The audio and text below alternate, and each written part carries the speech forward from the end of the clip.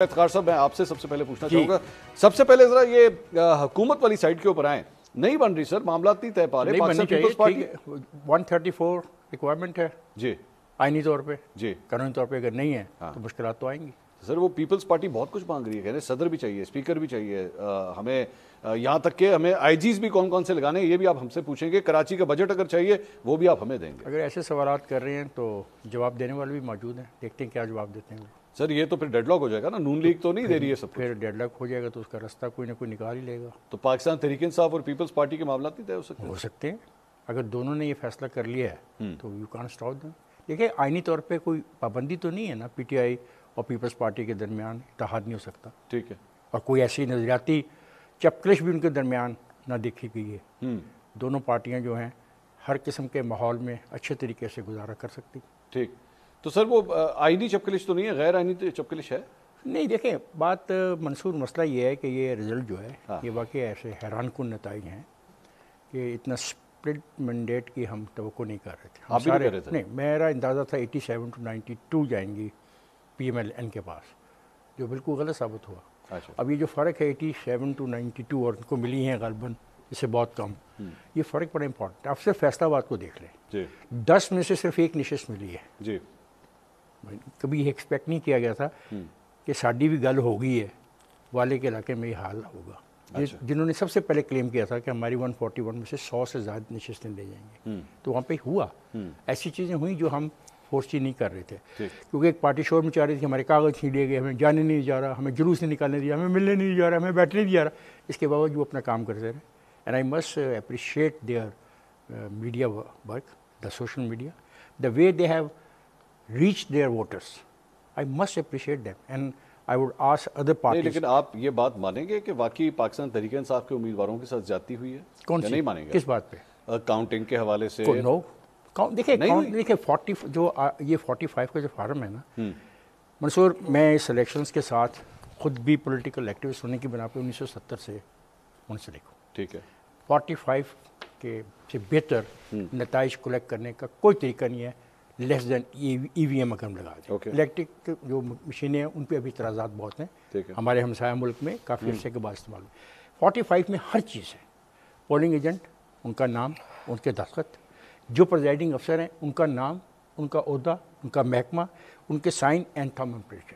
یہ جو آپ پورا یہ جو سسٹم بتا رہے ہیں، اگر آپ کے سامنے ابھی چند پروفس رکھے جائیں، سچ ایز لائیے، میں مہربانو قریشی صاحبہ کو کہتا ہوں پلیز کہ وہ اپنے پروف کی بات ہو رہی ہے۔ دیکھو میں کسی کے ساتھ بحث میں الجھنا نہیں چاہتا، exactly I am talking about 45 form followed by the 47 and then 48۔ یہ سیکوینس ٹھیک ہے۔ مہربانہ قریشی صاحبہ، یہ گفتگو آپ نے سنی، افتخار صاحب سمجھتے ہیں کہ نہیں ایسی کوئی بات نہیں ہے آپ کے کیس میں؟ میں نے یہ نہیں کہا کہ ایسی کوئی بات نہیں ہے، میں نے کہا جو طریقہ کار ہے وہ یہ ہے۔ اگر اس پہ کوئی اعتراض ہے تو اس کے جو اعتراض ہے مہربانہ قریشی صاحبہ کے حلقے کے اندر 16,500 ووٹ جو ہے ریجیکٹ کر دیا گیا، یہاں پہ لال بتی جلتی ہے۔ Very interesting question. مہر ایک سیکنڈ پلیز، بڑا اچھا سوال آپ نے کیا۔ 2018 کے الیکشن میں ٹوٹل ووٹ پاکستان میں کتنے ایسے تھے جن کو ریجیکٹ کیا گیا؟ 16 لاکھ۔ اور اب کتنے؟ 16 لاکھ۔ سو اس وقت تو تجزیہ کاروں نے اس مسئلے کو اٹھایا، یہ نہ کریں نا اس طرح۔ چلیں مہربانو قریشی صاحب وانٹس ٹو سے سم تھنگ۔ جی میں آپ کو خود یہ موقع دیتا ہوں، خود ہی اپنا کیس لڑیں۔ جی نہیں، کہ جہاں تک افتخار صاحب کہہ رہے ہیں کہ فارم 45 جو ہے وہ بہترین طریقہ ہے ووٹس کو گننے کا، تو بالکل وہ صحیح کہہ رہے ہیں، ہم بھی یہی کہہ رہے ہیں کہ جو فارم 45 ہے اس کے اوپر جو ووٹ کاؤنٹ ہے وہ بالکل ٹھیک ہے۔ اس پہ دیکھیے، اس پہ آپ کے سارے جو کینڈیڈیٹس کے پولنگ ایجنٹس ہیں وہ سائن آف کرتے ہیں، ان کے سامنے گنتی ہوتی ہے، اور ہمارا بھی یہی کہنا ہے کہ فارم 45 کی بنا پر آپ رزلٹ جاری کیجئے اور ونر اناؤنس کیجئے۔ ہم ابھی بھی یہی کہہ رہے ہیں۔ مسئلہ یہاں پر آ رہا ہے کہ فارم 45 اور فارم 47 میں بہت بڑا تضاد ہے۔ So where do we bridge that gap? Form 45 کی اگر آپ کل جمع دیکھیں، may I just finish؟ Please carry on.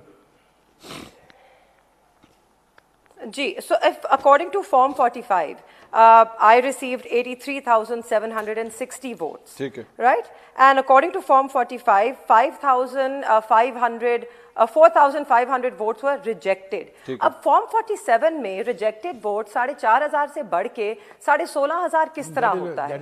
RO साहब के पास तो ये पावर्स हैं नहीं कि वो मजीद वोट रिजेक्ट करें, तो ये कैसे हुआ? हमारा तो सवाल ही इस पे है कि 45 और 47 के बीच में जो तजाद है उस पे हम बात करें। मेहरबानो साहबा एक सवाल, हमारा ये भी कहना है, मेहरबानो साहबा आप एक सिर्फ सवाल, ये जो आप फॉर्म 45 कह रही हैं जिसके मुताबिक आपके मुताबिक 4,500 वोट रिजेक्ट हुआ है, लेकिन फॉर्म 47 के मुताबिक 16,500 वोट रिजेक्ट हुआ है, so there is a difference of about 12,000 votes, ऐसे ही है ना जी? 12 yes. अच्छा ये बताइए, आपके पास जो फॉर्म 45 है वो ड्यूली साइंड है bye all the presiding officers? Yes Mansoor, अगर आप देखिए तो हमने एक गूगल ड्राइव पे शेयर किया है, उसको पब्लिक डॉक्यूमेंट बनाया है, आप एक एक फॉर्म 45 खुद देख सकते हैं और तस्दीक कर सकते हैं। If we had something to hide तो हम उसे पब्लिक डॉक्यूमेंट ना बनाते। हमें खदशा था कि शायद इस तरह का कुछ हो सकता है, इसीलिए आप देखेंगे कि पहली बार अगर एक जमात आकर कह रही है कि ऐसा हुआ है, वो इस वक्त सबूत और शवाहिद के साथ बात करें, हम हवा में बात ही नहीं कर रहे।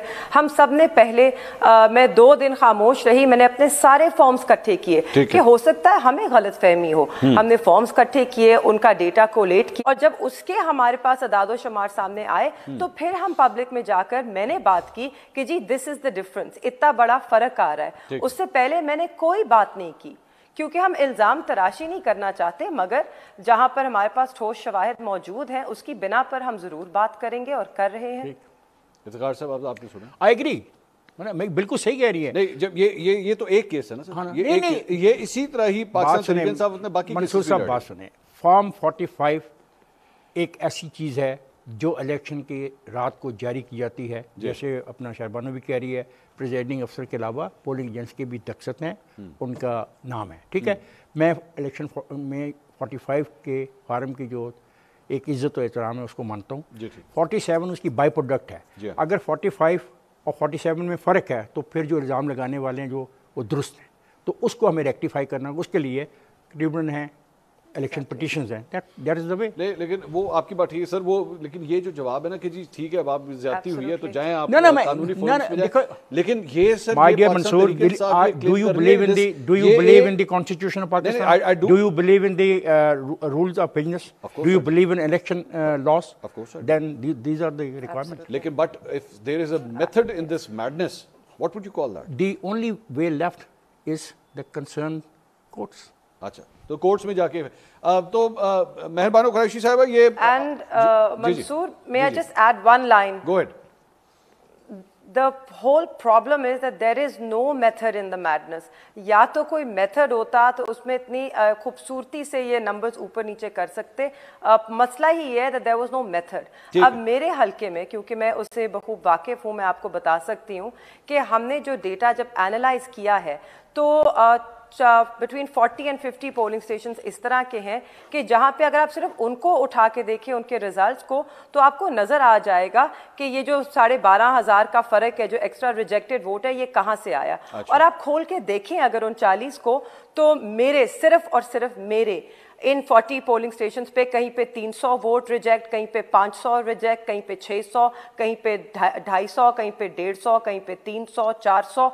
तो सवाल तो ये बनता है कि क्या जिस जमात को आप कहते हैं ये पढ़े लिखे हैं और ये बच्चों को गुमराह करते हैं, ये सोशल मीडिया पे चलने वाले हैं, उन्हीं को बैलेट शीट पे वोट ना लगाना आया? चले